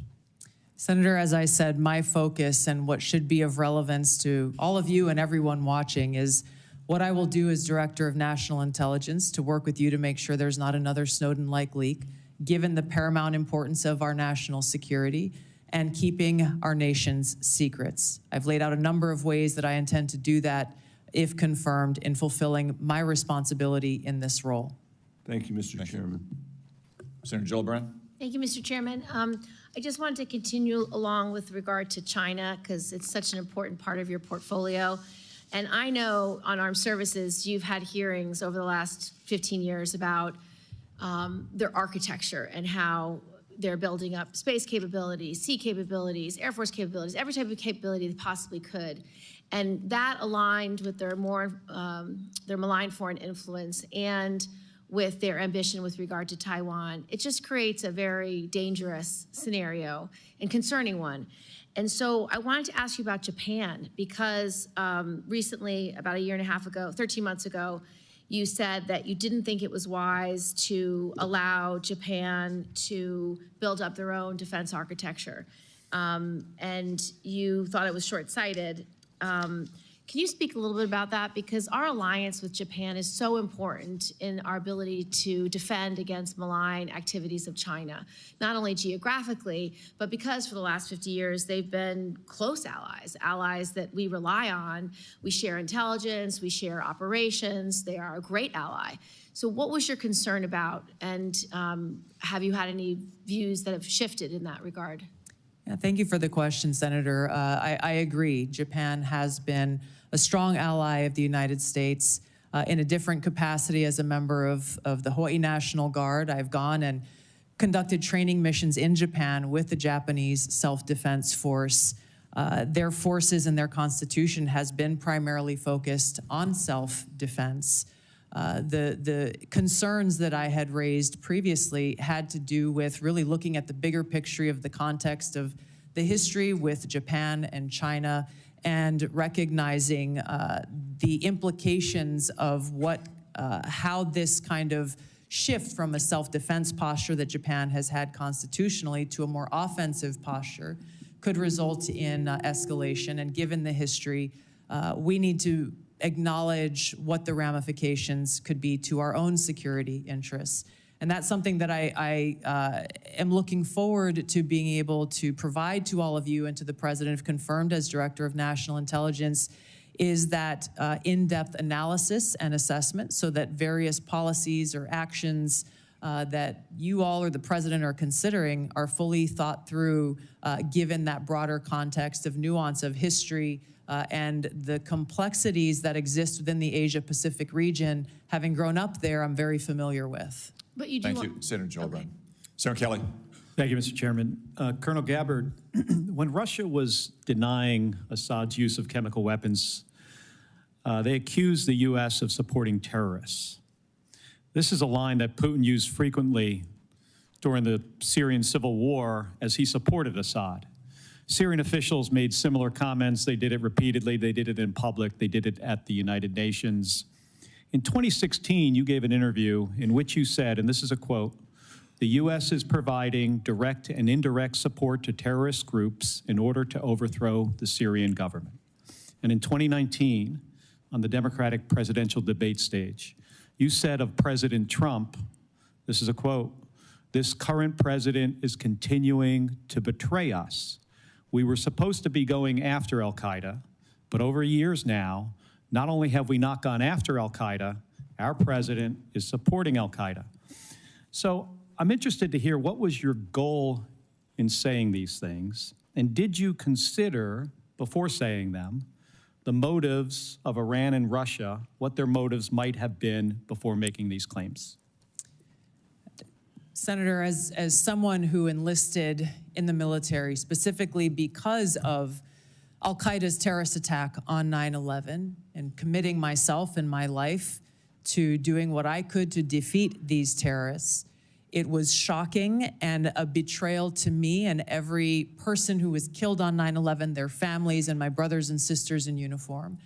When as a member of Congress, I learned about President Obama's dual programs that he had begun really to overthrow the regime of Syria, and being willing to, through the CIA's Timber Sycamore program that has now been made public, of working with and arming and equipping al-Qaeda in an effort to overthrow that regime, starting yet another regime change war in the Middle East.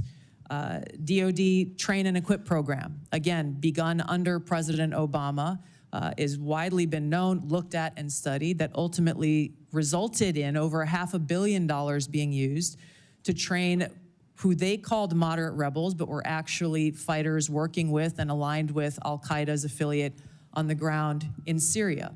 all to move forward with their regime change and not acknowledging what was obvious at the time and what has unfortunately borne true, which was that a regime change war in Syria, much like the regime change wars in Iraq, the toppling of Gaddafi and Mubarak, while these are all dictators, would likely result in the rise of Islamist extremists like Al-Qaeda taking power. I shed no tears for the fall of the Assad regime, but today we have an Islamist extremist who is now in charge of Syria, as I said, who danced on the streets to celebrate the 9/11 attack, who ruled over Idlib with an Islamist extremist governance, and who has already begun to persecute and kill and arrest religious minorities like Christians in Syria. I understand. Why that should be acceptable to anyone is beyond me. It shouldn't is be. certainly And not I understand, in our and interests. I appreciate your answer, and thank you. My concern has to do with the tendency to repeat Russian and Syrian, and even in some cases, I think we'll get into in the closed session, Iranian information, and to discount what comes from our intelligence community. Senator, every American deserves to know that people in our own government were providing support to our sworn enemy, Al-Qaeda. That should not be acceptable by anyone. Thank you, Senator Kelly, Ms. Gabbard. In conclusion, Senator Warner. Yeah, thank you, Mr. Chairman. You know, one of the things I love about this committee, and I know folks who are here for Ms. Gabbard may not fully realize, but this has always been a bipartisan committee. And you know, my friend Richard Burr, who said we always kind of followed the truth. One of the things I was always proud of in the very challenging Russia investigation was, you know, people would come in, they didn't know whether the staffer was a Democrat or Republican, because we were all looking out for the same thing. Ms. Gabbard, I support and commend you for your service. But we have heard this morning taking some individuals' advice on chemical attacks, not taking American intelligence community that, as we subsequently discovered, had iffy ties, not enough due diligence. We've heard this morning on your trip to Lebanon that you weren't fully aware that the folks who originally paid for the trip had these relations and ties to this Syrian party. I know I've asked you, and I understand on the trip that you said you met with Shia religious figures and you didn't know who were there, who they were. I can understand that, although I can't imagine Shia religious figures that in the Bekaa Valley that didn't have ties to Hezbollah. And we can have a difference of opinion on TikTok. The chairman and I feel very strongly that it is a national security threat. On 702, I'm candidly confused. I thought you answered Senator Wyden, you're in favor of a warrant. Senator Cornyn, I'm thought you backed off of that. And then on Edward Snowden, you won't back off of Brave. You won't back off of your legislation. You won't call him a traitor. And I think, again, about this is being watched by our allies around the world. I think even RT's been tweeting about it today, blasting me. And the men and women of the intelligence community. I don't know how they're going to have confidence that if under your leadership, if somebody else stepped out, that you wouldn't take the same position that you've not walked away from on Mr. Snowden. So I guess my last question, and this was one I think was in some of the press, and I believe you and your husband took a trip to Rome last summer. And you know, I'm not talking about the conference. I think you didn't ask who paid for the trip. I just want to get this off the record right now. Not if you and your husband reimbursed, but did you pay for the trip in the outset, or There was a nonprofit organization that was coordinating with the Vatican to set up this meeting that was centered around peace and security interests in the Western Hemisphere. I'm not going to go into that. I just want to just make sure. So you didn't understand your trip was paid for by a gentleman named Pierre Louvarier and the Clementi Foundation? The nonprofit, my understanding, was paid for the trip. Mr. Louvarier has enormous ties to Konstantin Malovov. I'm mispronouncing his name, but who is somebody that America has sanctioned. I imagine we can get into this in the classified hearing, but again, the due diligence that's required before you take these trips or make these assumptions is something that I find very troubling. Thank you, Mr. Chairman. Thank you, Senator Warner. I would also note that that same New York Times story reported that there's no indication that Ms. Gabbard did anything wrong on that trip. Ms. Gabbard, thank you for your time and for your testimony. Thank you, most importantly, for your service to our nation. As I said at the outset, it's no secret that this nomination has generated more attention and interest than most nominees before this committee. We have received a large number of statements, letters, and other such materials in support of and in opposition to Ms. Gabbard's nomination. I will submit all of those for the record. For the benefit of senators, it is also my intention to hold a committee vote on Ms. Gabbard's nomination as soon as possible. Therefore, for planning purposes, any senator who wishes to submit questions for the record after today's hearing, please do so by close of business tomorrow. That is Friday, January 31st, 5 p.m. Eastern Time. Now, let me explain what will happen next. Committee security and Mrs. Gabbard's security will escort her and her immediate party out of this room through the door behind me. Everyone else will remain seated in this room. The Capitol Police will secure that door so no one else leaves this room until Ms. Gabbard has reached her break room in preparation for the closed session. We will convene in that closed session in approximately 30 minutes at 1:10 p.m. This open session is adjourned.